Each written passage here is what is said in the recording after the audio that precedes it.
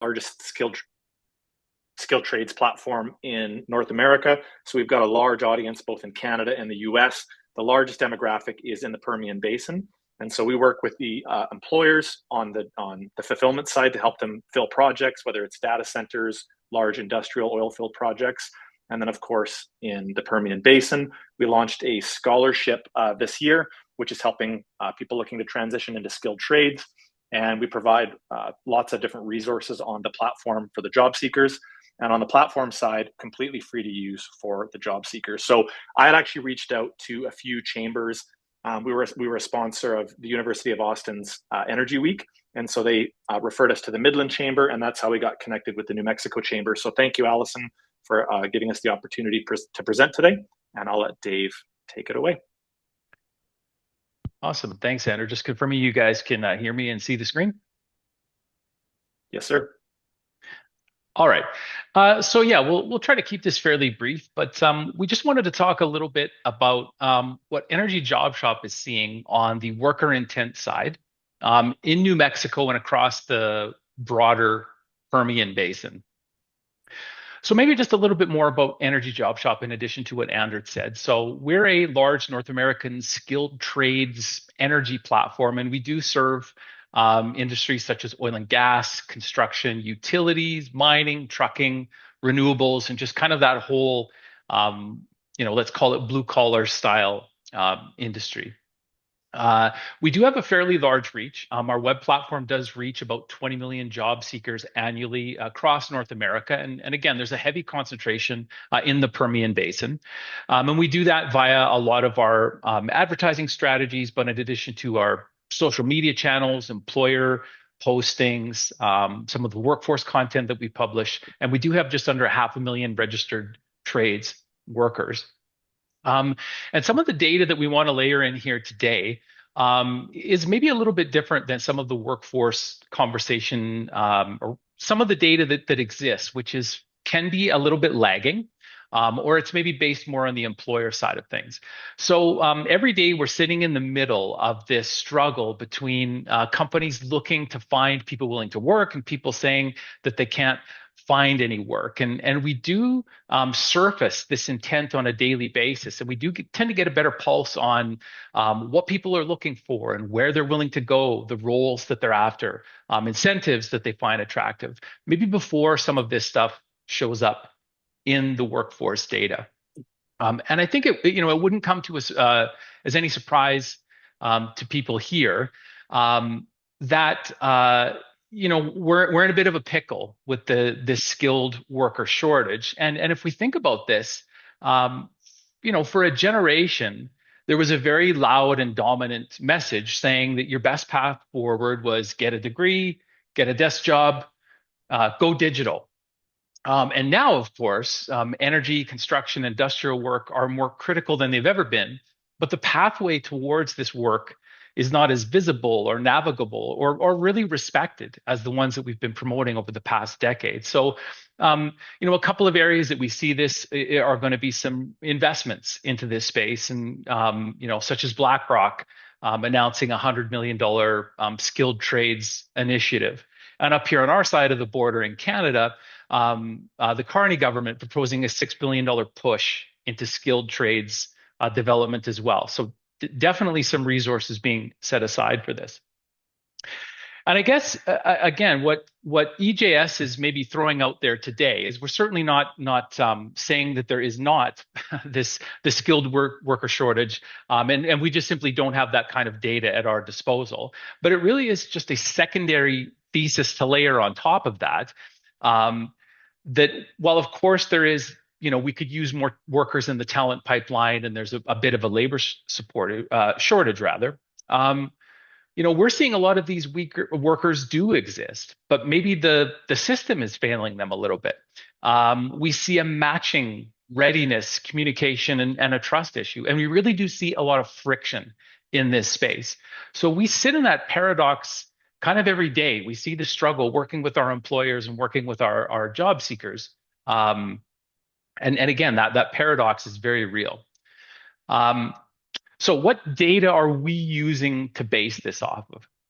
So this again is only our platform's data. We don't have access to data beyond our platform. But when we take a look at New Mexico specifically, so year to date, we've got just under 150,000 basically views of content that are New Mexico specific or New Mexico adjacent.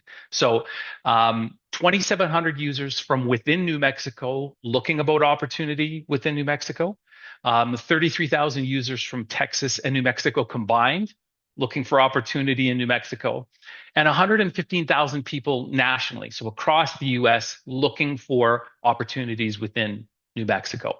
If we zoom out to the broader Texas and New Mexico regions, the Permian and beyond, we see that number swell up to 810,000, where just under 300,000 are people from within Texas and New Mexico looking within these regions, and then over 500,000 people nationally looking for opportunity within the Permian Basin. So it's definitely a large sample size.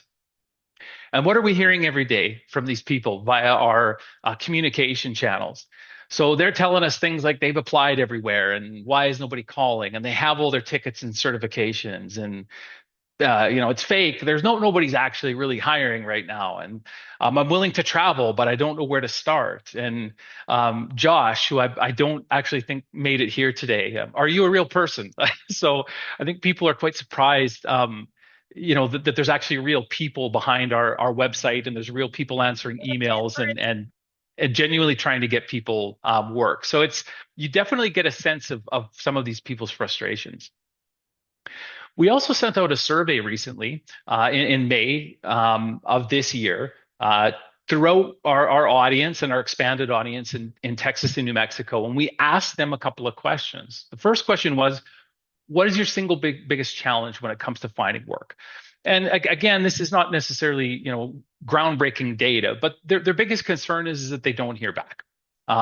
Their second is they're not sure who's hiring. The third, they don't know where to start. And then that cascades down into kind of a variety of different factors that complete the puzzle. We asked them how they're using the internet to find work. And of course, the vast majority of them are on their mobile phones only, or use their phone and their desktop computers to find work. And that's really relevant when we start to look at maybe some of the friction points here, when we have a bunch of folks using their phones to find work. We asked them, what details are essential? What do you need to know before applying? And interestingly enough, it's pay. I think especially when we look to, oil and gas, there is this allure that this is high-paying work, and that you can come into this industry and make a ton of money. So, maybe not surprisingly, pay sits at the top. People actually are also very curious about schedules and rotations. They may be interested in the flexibility, or rather, kind of the stacked nature of these sorts of work schedules outside of a 9 to 5. And then we see a big group of workers interested in travel opportunities, work that offers housing or camp or per diems or travel coverage. And on the travel side of things, when we ask them if they're willing to travel for work, 85% of them said yes, absolutely willing to travel, but it is conditional. They're willing to travel if the pay is right. So again, an interesting data point there. And then when we asked them about their experience level and who actually filled out this survey, again, perhaps not surprising, we do see a lot of people inexperienced looking to get into the industry. But that breaks down into two buckets. It's just like no experience at all, they're looking to start, or people who consider themselves experienced, but they're new to this industry. So again, that very much plays towards some of the big initiatives and the big pushes we see, no doubt trying to attract those top two segments. While we're currently left, and a lot of companies are left really fighting for that 5-year veteran experience level, which of course is just a super small portion of the people that we surveyed. So let's talk a little bit about the friction and something that we see really on the technical and the data side when we look at what's going on here. So there's a lot to unpack here, and we'll try to keep it fairly high level. But some of the things that we see on our platform as we gather all of this data and aggregate jobs and try to standardize information. So a handful of these things are really just something as simple as a job title itself. We see some companies refer to a field technician as a general laborer who just needs a driver's license. But for other companies, a field technician is a highly skilled, e-tech that needs 5 years of experience. So it's maybe confusing to a job seeker what that is. We see a lot of jobs with vague requirements. We see some companies are extremely thorough, and that's kind of the comprehension and compliance column over to the right. So some jobs have an overwhelming amount of information about them, and some don't have enough. We see a lot of issues with ATS and filtering systems, where the right candidates are simply getting screened out at the ATS level because they're using an old resume or because they didn't read the requirements carefully. There's a variety of things here, and I think when it comes to that compliance and comprehension thing, this is really just kind of a fundamental internet user behavior thing as opposed to an employment specific problem where we know that users skim. If a user sees a giant 2,000 word long job description, there's just simply no way that they're going to read through all of that. They'll skim through it. So if key information that they want to know isn't first and foremost, if it's not easy for them to find, they may pass on applying to a job, or they may end up applying to a job that they're not qualified for because they didn't read through it carefully. Another friction point is that mobile versus desktop issue I was talking about previously. Over 85% of our audience are on their phones, where only 15% are on like a desktop or a laptop. So users are on the go, they're on their phones, they're looking for this type of work on their phones. And of course, when you think about this, these workers are attracted to industrial work because they want to avoid screen time. They don't want to be sitting at a desk all day filling out applications on their computer. But a lot of employers are still really thinking, I mean, and this is a lot of HR teams on companies, people such as myself, we work on a desktop computer, so we tend to think about the internet through the desktop lens. So the application process is potentially overly complex. It requires uploads and a stable internet connection, and maybe the creation of multiple accounts just to apply to a job, or forcing a user through a really long form that there's just no way that they're going to fill out on their phone. So for a lot of workers, the first barrier to getting a hands-on job, it's not the willingness or the qualification or the work ethic, it's just simply navigating the online hiring system. And then the final friction point here breaks down to a few other things that we're seeing. We definitely do see that job search trust and that erosion of the trust. And we see that in that concept of like, Josh, are you even a real person? Or we get emails into our system like, is anybody actually replying to these? Is anybody out there? The job seekers have been exposed to an increasingly amount of low quality job aggregation, websites, scraped content, job posts that are terribly out of date. And so they're just simply losing trust in what they're seeing online. A lot of these sites are just simply engineered to capture user information as opposed to connect them with the employer. So they're becoming less confident that a lot of these jobs they see are real. Another thing that we take a look at is channel specificity. So when we talk to a lot of our employers on our website, they've struggled because they may only advertise their job opportunities on a particular channel. They might only use LinkedIn or only use Indeed or only use Facebook. And through our proprietary reporting, we can very much see that certain types of jobs or regions tend to resonate better with certain channels. You've got a different job audience on LinkedIn than you do maybe on Indeed versus Facebook. So these things do definitely matter.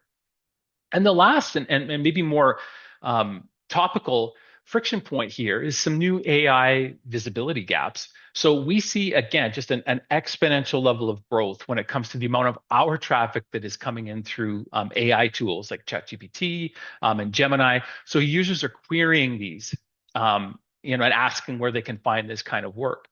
And on a lot of big employment websites and ATS hosted platforms, they restrict AIs from being able to crawl or find them. And these AI tools love clean, structured data like Energy Job Shop has. And so a lot of opportunities just simply aren't showing up in this new, increasingly large AI universe. So while these jobs may be available online, they're not easily surfaced through some of these AI tools.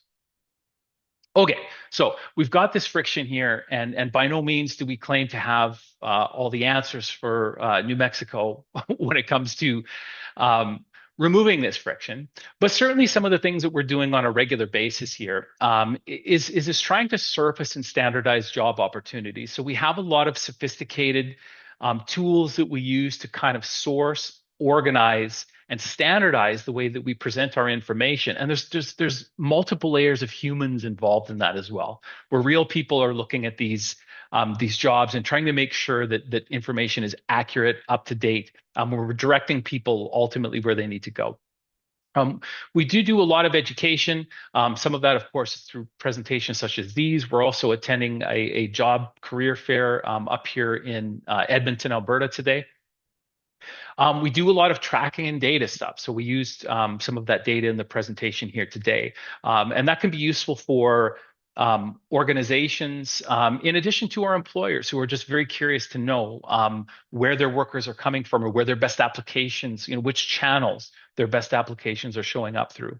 And we also, of course, build a ton of resources. So we do have a kind of a small EJSU Energy Job Shop University program, which is just a simple video series where we direct people through and help them better understand some of these friction points. The reason that you're maybe not getting a call back is because of you're falling down on one of these friction areas. So we've kind of got a readiness quiz and video series to help them through that. We also do some scholarships to try to do our part to get to get this next generation of workers up to date. So we're doing our part to reduce some of this friction, as we do see this being definitely a part of the skilled worker shortage. So from our perspective here today, we are definitely seeing that New Mexico has real worker interest. We see that in our data. It's undeniable. So I think what we're proposing today is that this challenge is really converting that interest into job-ready, reachable, properly matched applicants through friction reduction. That's really what we're seeing here. So if we can increase the infrastructure and the clarity and the trust behind that, we think that's a big piece of kind of bridging the skilled workforce gap. That's it for me. Thank you so much. Are there any questions?